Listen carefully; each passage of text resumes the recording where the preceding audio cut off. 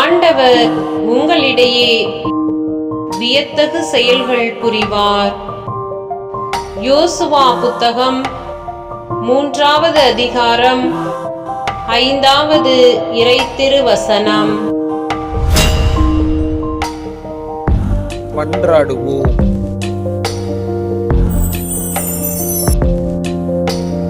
அன்பு இறைவா, இந்த உலகத்திலே இயற்கையை தாண்டி செயற்கையும், வாழ்வில் நன்மைகளை தாண்டி தீமைகளும், சமநிலையை தாண்டி ஏற்றத்தாழ்வுகளும் அதிகமாக எங்களை வாட்டி வதைக்கின்றது. நாங்கள் நிறைவாக மகிழ்வாக வாழ உமது வியத்தகு ஆசி நலன்கள் ஒவ்வொரு நாளும் தேவைப்படுகிறது. இந்த வியத்தகு ஆசிரியரை நீர் எங்களுக்கு தந்து வழிநடத்துகின்றீர்.